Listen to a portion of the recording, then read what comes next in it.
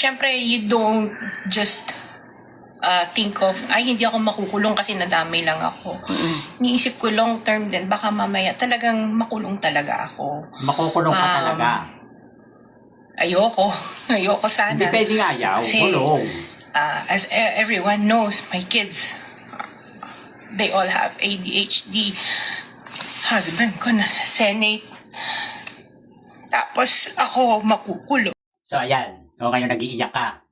Ngayon ka lang naman nagagaganyan nung kayo ay nasukol na, nung nabuking na. Di ba nga ang saya-saya ninyo habang nilulustay nyo yung pera ng taong bayan, tapos ngayon, nagagaganyan ka, nagpapaawa ka?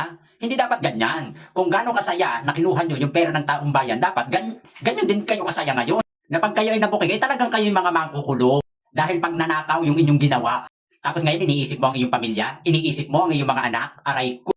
Dapat from the beginning, iniisip mo na yan. Hindi yung ngayon na magsasabi ka ng mga ganyan na hindi ka dapat kaawaan, hindi ka nga naawa doon sa mga tao na naapektuhan ng inyong mga ginawang katarantaduhan.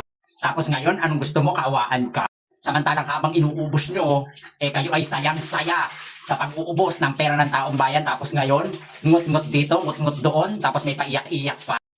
Grabe nga yung pagmamayabang mo ng mga sasakyan na nabili mo ng 10 million, bumili ka ng sasakyan dahil sa payo. So ngayon, kung ano man ang nangyayari sa iyo, deserve mo yan. At walang dapat maawa sa iyo. At saka, anong nadamay? Ang taong nadamay, kung gusto mo talaga ng tama, hindi ka na dapat sumang-ayon from the beginning.